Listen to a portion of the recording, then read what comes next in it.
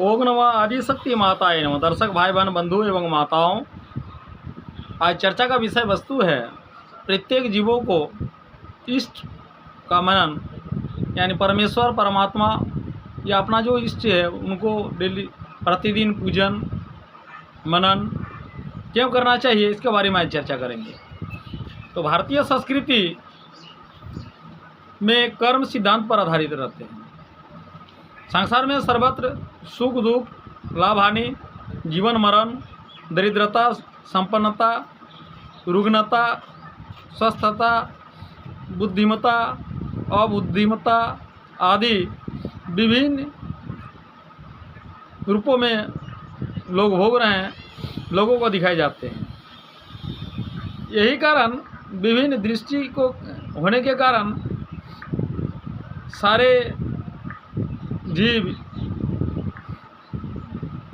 इष्टों के ध्यान के चलते शिक्षा दीक्षा लालन पालन समान होने पर भी व्यक्तिगत रूप से उनकी परिस्थितियों में भिन्न भिन्न होती है।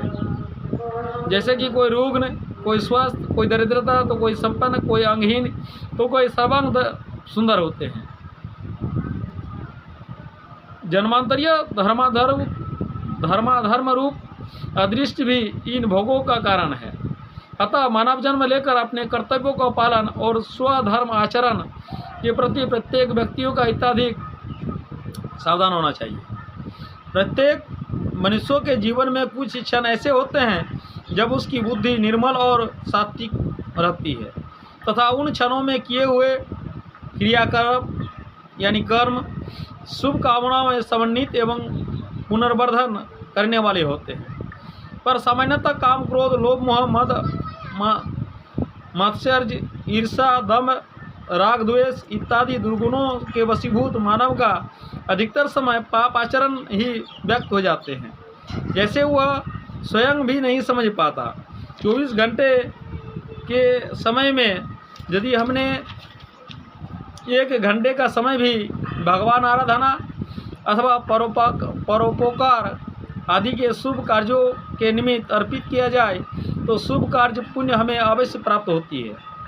पर साथ ही 23 घंटे का जो समय हमने अवैध अर्थात अशास्त्रीय या निषिद्ध भोग विलास तथा उन भोगों पदार्थों के साधन संचय में लगाया, उसका पाप भी हमें अवश्य भोगना पड़ता है। इसलिए प्रत्येक जीवों को इष्टों का मनन ध्यान करना चाहिए और सुबह प्रातःकालीन उनसे प्रार्थना करना चाहिए कि हे ईश्वर, हमें कोई ऐसे कर्म मत दीजिए ताकि दूसरों का दुख हो, कोई पाप कर्म हो, कुछ ऐसे अनिष्ट लोगों का न करे जिससे लोगों को क्षति हो, कुछ ही अपराध हो मेरा। ऐसा कर्म न करके वो कर्म पर लग जाए तो सभी कर्म ईश्वर के अधीन हो जाते हैं, सभी ईश्वर ही उनको सुदृष्टि सुपथ पर सही कर्म पर ले चलते हैं। इसलिए ये आवश्यक हो जाता है मनुष्य अपने जीवन काल में भगवत निकटता प्राप्त कर सके और पूर्ण रूप से कल्याण का भागी बने। इसलिए वेद शास्त्रों में प्रातःकालीन जागरण लेकर रात्रि शयन तक, जन्म से लेकर मृत्यु पर्यंत संपूर्ण क्रियाकलापों का विवेचन विधि निषेध रूप में करता हुआ मनुष्यों को कर्तव्य और धर्माधर्म का पथ पर चलने के लिए लोगों को सिखाते हैं। जिससे ईश्वर ने ये भी लिखे हैं कि सर्वधर्म परित्यज्यते मामेकम शरणम व्रज, यानी सभी धर्म को परित्यज करके अगर तुम हम पर आश्रित हो जाते हो, शरण करते हो, अपने इष्टों पर यदि आकृष्ट हो जाते हो, अपने ईश्वरों को सर्वेश्वर मानते हो, तो सभी कर्म, सभी पाप रहित कर्म अवश्य होंगे और उसमें पुण्य भी अवश्य होंगे और जीवन में मधुरमय, प्रेममय, सुंदरमय जीवन जरूर प्राप्ति होगी। तो दर्शक भाई बहन बंधु एवं माताओं से विशेष आग्रह है, इसके आगे वाला वीडियो में चर्चा करेंगे कि पाप और धर्म क्या है।